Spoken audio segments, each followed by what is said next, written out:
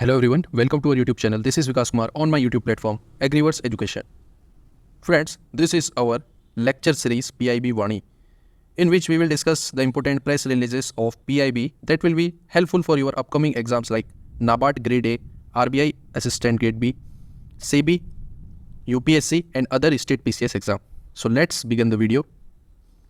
First release is Department of Consumer Affairs, Government of India proposes amendment in legal metrology packaged commodity rule of 2011. In this rule, there will be amendment. The department proposes a amendment to mandatorily declare all the information on the pre-packaged commodities that will sell in the retail outlet.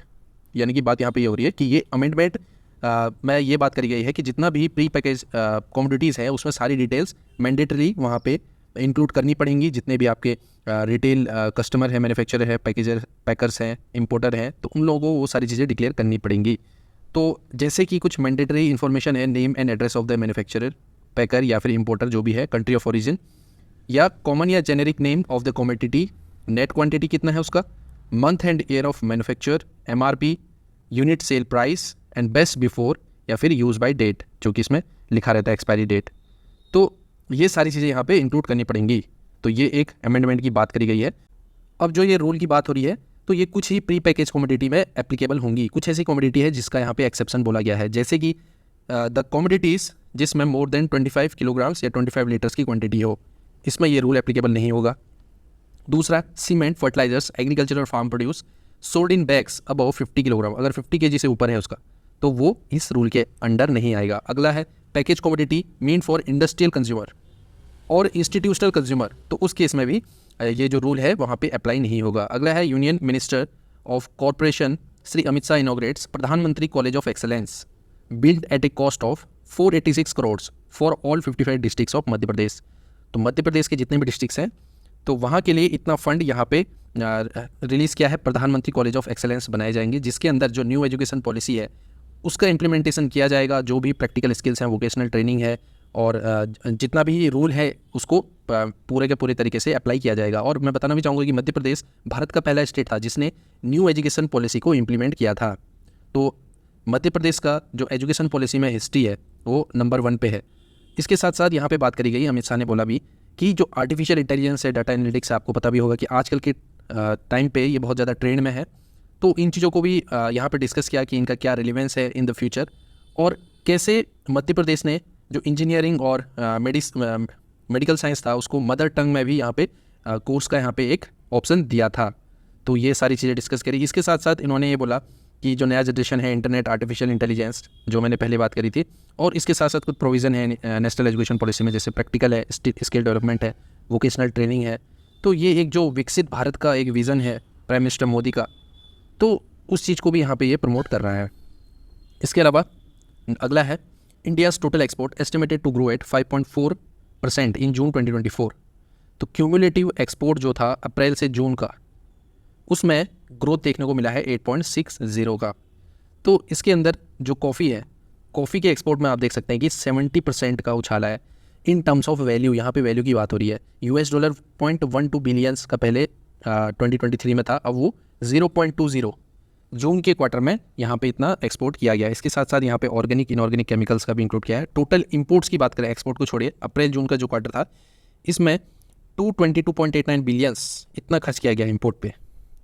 अगला है draft procedure for export of sesame seed to the United States of America. जो sesame के seed है, तिल का seed है, इसके export के लिए एक प्रोसीजर को ड्राफ्ट किया जा रहा है जिसमें कि जो आपका कंटेमिनेशंस और जो रेसिडुअल पेस्टिसाइड्स है सीसेम फूड के, तो उसको कितना उसका क्राइटेरिया होना चाहिए कि जैसे होता है ना कि इतना ppm से कम होना चाहिए रेसिडुअल इम्पैक्ट केमिकल्स का, या इससे कम होना चाहिए, ताकि उसकी जो एक्सपोर्ट क्वालिटी है उसको मेंटेन किया जाए. तो ये किसने प्रपोज किया? जो Indian oil seed and produce export promotion council है.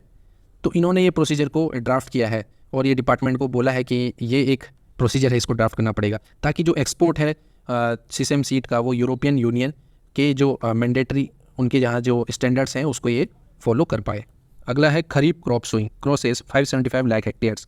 जो खरीफ की क्रॉप सोइंग है उसमें 575 लाख हेक्टेयर्स में सोइंग करी गई इस साल. तो ये ministry of agriculture and farmers welfare का डाटा है। क्रॉप्स की बात करें पर्टिकुलरली जो मेजर आपका ग्रोथ देखने को मिली पैडी क्रॉप, आप देख सकते हैं कि 2023 में सेम इसी टाइम पे 95.78 लाख हेक्टेयर्स पे यहाँ पे सोइंग करी गई थी। इस साल है 115.64। खरीफ की बात हो रही है, पल्सेस के केस में आप देख सकते हैं 49.50 था, अभी हो गया 62.32। अरहर की बात करें तो देख सकते हैं कि यहाँ पे कितना ज़्यादा इंक्रीज़, ऑलमोस्ट 3 टाइम्स एरिया का यहाँ पे एक्सपेंशन किया गया है, और ये काफ़ी अच्छी बात है। और लास्ट मीटिंग करी गई थी शिवराज सिंह चौहान जी, जो हमारे minister of agriculture and farmer welfare हैं, उन्होंने ये भी बोला था कि उड़द और जो अरहर है इस साल इसके सोइंग एरिया में काफ़ी इंक्रीज़ देखने को मिला, ऑलमोस्ट 50% एरिया इंक्रीज़ हुआ है। तो ये काफ़ी अच्छी बात है। आपको पता होगा कि कितना हम इंपोर्ट करते हैं पल्सेस को अपने कंजप्शन को पूरा करने के लिए, तो उस चीज़ को ये यहाँ पे कम करेगा। अगला है union minister Shri Shivraj Singh Chouhan to inaugurate 96th ICAR foundation and technology day tomorrow, यानी कि 16 जुलाई को हर साल ICAR फाउंडेशन डे सेलिब्रेट किया जाता है। तो ये इस चीज़ को यहाँ पे डिस्कस किया गया, जो हमारे यूनियन मिनिस्टर हैं एग्रीकल्चर के, तो उन्होंने कुछ जो अचीवमेंट्स हैं इंडिया की, तो उसको यहाँ पे डिस्कस करेंगे। जैसे उन्होंने ये बोला कि जो बासमती राइस का जो है कंट्रीब्यूशन एक्सपोर्ट में ऑलमोस्ट 42,000 करोड़ इससे इनकम होता है, और ऑलमोस्ट 90% जितना भी है वो ICAR की वैरायटी कंट्रीब्यूट करती है इसमें। जैसे आपको पूसा बासमती 1121 है, पूसा बासमती 1509 है, पूसा बासमती 1401, पूसा बासमती 1718, तो ये सब वैरायटी मिला के जितना एक्सपोर्ट होता है वो 90% कंट्रीब्यूशन करती है। इसके साथ साथ जो ये फाउंडेशन डे सेलिब्रेट किया जाएगा, ये आपका जो नेशनल एग्रीकल्चर साइंस कॉम्प्लेक्स है पूसा में, न्यू दिल्ली, वहाँ पे इसको ये सेलिब्रेट किया जाएगा। तो वहाँ पे क्या क्या होगा, एग्जीबिशन किया जाएगा, जो डिफरेंट टेक्नोलॉजीज हैं, प्रोडक्ट्स हैं ICAR ने जो डेवलप कर रखे हैं, जैसे कि आपकी सीड की वैरायटी है, क्रॉप की वैरायटी है, या कुछ फार्म टेक्नोलॉजीज हैं, फार्म मशीनरीज हैं, तो उनका वहाँ पे एग्जीबिशन किया जाएगा।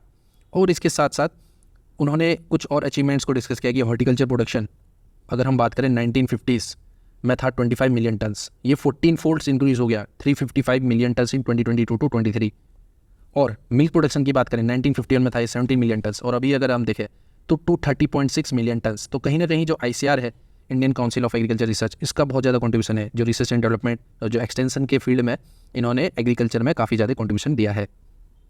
तो फ्रेंड्स, ये वीडियो थी, इसमें कुछ इंपॉर्टेंट मैंने यहाँ पे इंक्लूड किए थे। तो दोस्तों आज के लिए बस इतना ही, मिलता हूँ next time. Till then tata bye bye and take care.